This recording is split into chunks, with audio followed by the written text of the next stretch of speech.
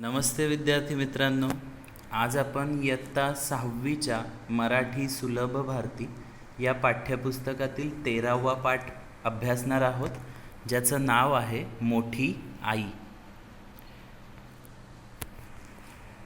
आपली आई आपल्यावर किती माया करते, खाऊ पिऊ घालते, पोटाशी घेते, गोष्टी सांगते. किती छान असते आपली आई, बरोबर आहे ना.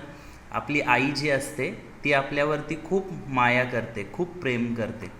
म्हणजेच आपल्या घरात आई व्यतिरिक्त दुसरं कोणताही व्यक्ती आपल्याला भेटणार नाही जो तिच्यापेक्षा जास्त माया आपल्यावरती करत असेल. आई इतकं प्रेम आयुष्यात आपल्याला कोणाकडूनच मिळत नाही. या आईहूनही एक मोठी आई आहे, म्हणजे आपल्याला जन्म देणारी जी आपली आई आहे, मम्मी आहे, तिच्यापेक्षाही एक मोठी आई आहे, जिच्याबद्दल आज आपण या पाठामध्ये अभ्यासणार आहोत. बघा, या आईहूनही एक मोठी आई आहे. ती देखील किती छान आहे. तिने तुम्हा आम्हाला लागणारी प्रत्येक गोष्ट तयार केली आहे.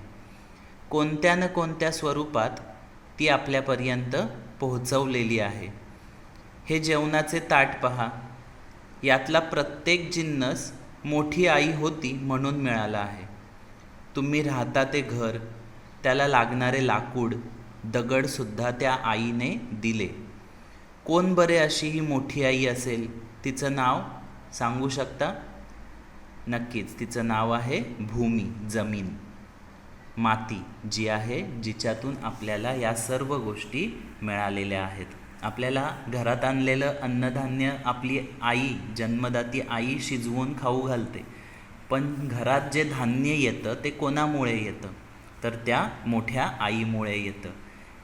ह्या काळ्या मातीतून, जमिनीतून पीक घेतलं जातं. त्या पिकाच्या माध्यमातून आपल्याला अन्नधान्य उपलब्ध होतं.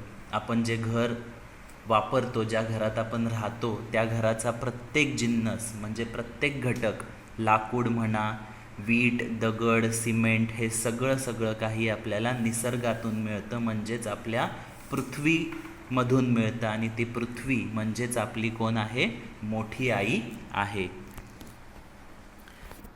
जमिनीत काय आहे? माती. हीच का ती आई? तुम्ही म्हणाल, खरेच ते मातीच आहे जमिनीत. पण मातीला तुम्ही कमी समजू नका. माती आहे म्हणूनच आपण जिवंत आहोत. बघा, तुम्ही म्हणाल, ही माती कशी काय आपली आई असू शकते? ही तर माती आहे, हिचा काहीच उपयोग नाही. खरं तर या मातीमुळेच आपल्याला सर्व काही मिळत असतं. त्या मातीला कमी समजू नका, कारण या मातीमुळेच आपण जिवंत आहोत. या मातीतूनच पीक येतं आणि ते पीक आपल्याला उदरनिर्वाहासाठी सगळ्यात महत्त्वाचा घटक आहे, नाहीतर आपण जगू शकत नाही. जेवणाच्या ताटातला प्रत्येक जिन्नस मोठ्या आईने दिला, म्हणजेच तो जमिनीतून निर्माण झाला. गव्हाची पोळी, जोंधळ्याची भाकरी, तांदळाचा भात, गहू, तांदूळ व जोंधळे कोठे तयार होतात? शेतातच ना. पाटी पेन्सिलचे मऊ दगडही कुठून मिळतात? जमिनीतच आपल्याला ह्या सर्व गोष्टी सापडत असतात. म्हणजेच आपल्या उपयोगी लागणारी प्रत्येक एक गोष्ट आपल्याला कुठून मिळते? आपल्या जमिनीकडून, मातीकडून मिळते. डायरेक्ट किंवा इनडायरेक्ट, प्रत्यक्ष किंवा अप्रत्यक्षरित्या या सर्व गोष्टी आपल्याला जमिनीकडूनच मिळत असतात.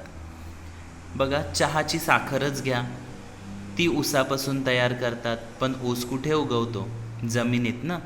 रॉकेल कुठे सापडते? जमिनीतल्या खाणीत. केळी, कवठे, पेरू, आंबे, नारळ, द्राक्ष, फणस इत्यादी तुम्हाला आवडणारी फळे जमिनीमुळेच मिळतात.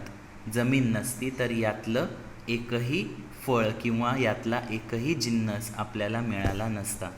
साऱ्या भाज्या, जगातील सारी फुले, औषधांची सगळी झाडे जमिनीतूनच जीव धरून वाढतात. आहे ना मग आपली आई मोठी? म्हणजेच मोठी म्हणजे सर्वांना सामावून घेणारी, सर्वांना मोकळ्या हाताने, मोकळ्या मनाने आपल्याजवळचं सर्व काही वाटणारी, कोणताही स्वार्थ न ठेवता सर्व आपल्याकडे जे काही आहे आपल्या मुलाबाळांमध्ये म्हणजे या धरणीवरती जिवंत असणाऱ्या सर्व जीवजंतूंना ती मोकळ्या मनाने आणि मोकळ्या हाताने सर्व काही वाटून टाकत असते, कोणत्याही प्रकारचा मोबदला न मागता. तर नक्कीच ही आई आपल्यासाठी मोठी आहे. तुम्ही वापरता ते कपडे पहा, हे सुताचे आणि रेशमाचे आहेत. सूत कशाचे असते?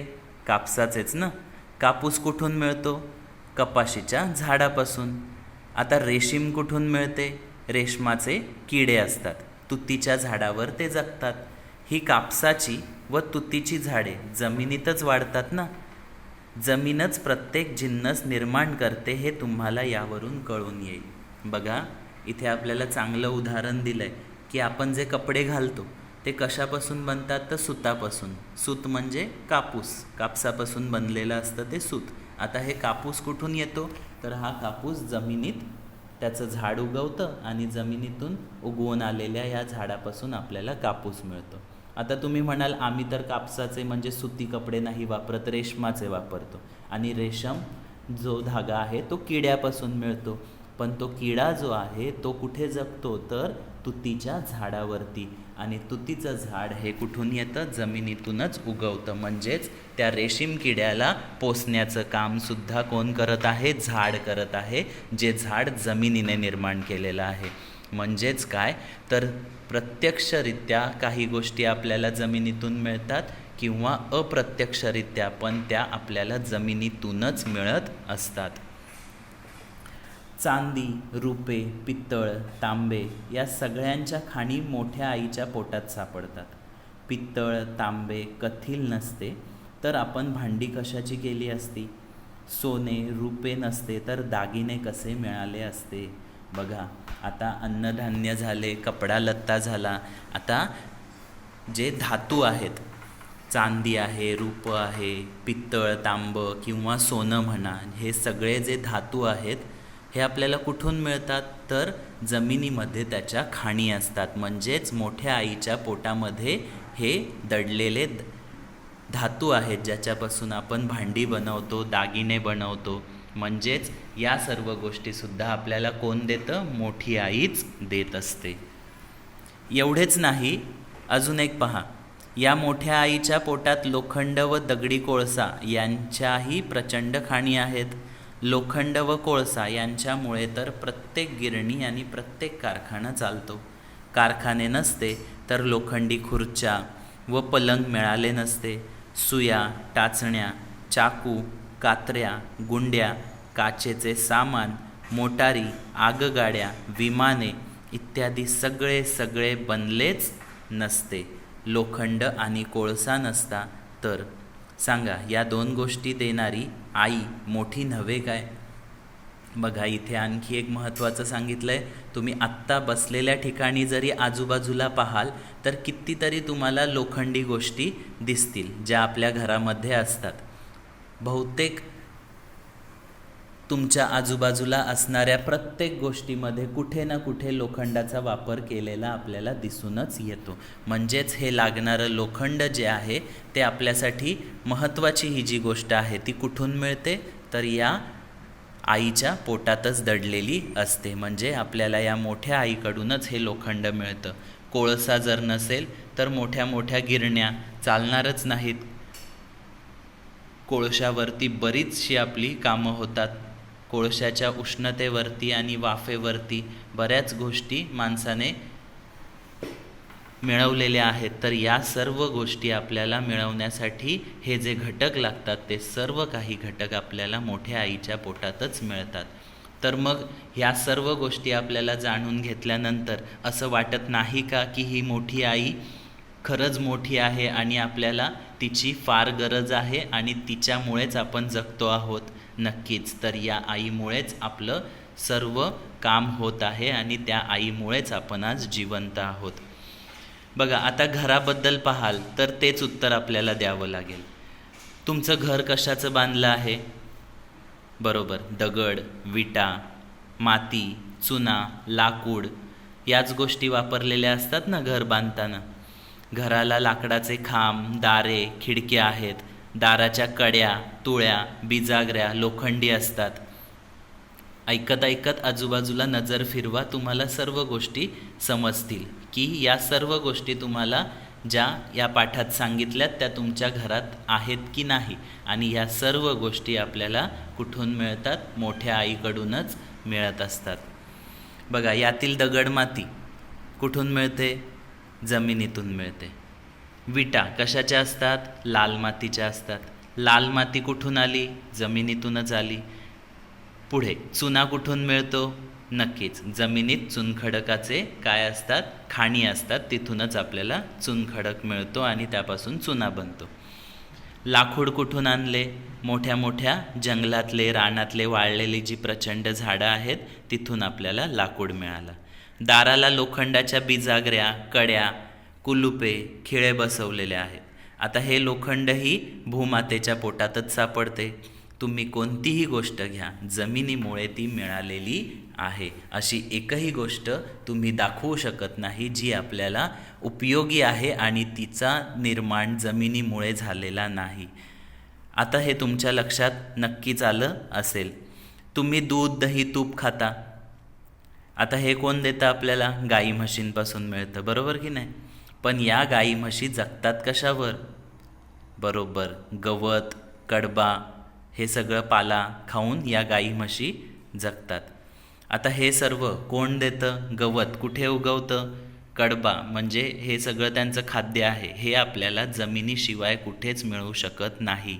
ही आपली मोठी आईच देत असते. म्हणजे जगात जी जी सुंदर गोष्ट दिसते ती अशा प्रकारे मोठ्या आईपासून उत्पन्न झालेली आहे, जगलेली आहे व वाढलेली सुद्धा आहे. म्हणजे आपल्याला जे काही आपल्या आजूबाजूला दिसतंय ते प्रत्येक एक आणि एक गोष्ट आणि जिन्नस जो आहे तो मोठ्या आईनेच दिलेला आहे. ती तुम्हाला अन्न वस्त्र देते, दागिने देते, घरदार देते, धनधान्य देते, भांडीकुंडी देते, चहा साखर, पाटी पेन्सिल देते, सगळे सगळे देते. त्या मोठ्या आईचे केवढे उपकार मानले पाहिजेत मग आपण. आणि मग अशी जी जमीन किंवा धरणी माता, तिचे छोटेसे रूप म्हणजे आपली मातृभूमी. ज्या भूमीतले अन्न खाऊनच आपण मोठे झालो, शहाणे झालो, माणसांना प्रत्येक गोष्ट दिली ती या भूमीनेच. त्या मायभूमीबद्दल आपण मनात नेहमी प्रेमभाव बाळगावयास नको का? नक्कीच या मायभूमीसाठी आपल्या मनात प्रेम पाहिजे. कारण आपली जी मातृभूमी आहे त्या मातृभूमीने आपल्याला घडवलेलं आहे. तिथेच आपण सर्व गोष्टी शिकलेलो आहोत आणि जगण्याचा संपूर्ण जो अधिकार आपल्याला मिळालेला आहे तो या मातृभूमीनेच दिलेला आहे. कारण तिने जर आपल्याला खाऊ पिऊ घालण्यासाठीचं धान्य, धनधान्य उत्पादन दिलं नाही तर आपण जगू शकत नाही. आपली मोठी आई म्हणजेच आपली मायभूमी आहे.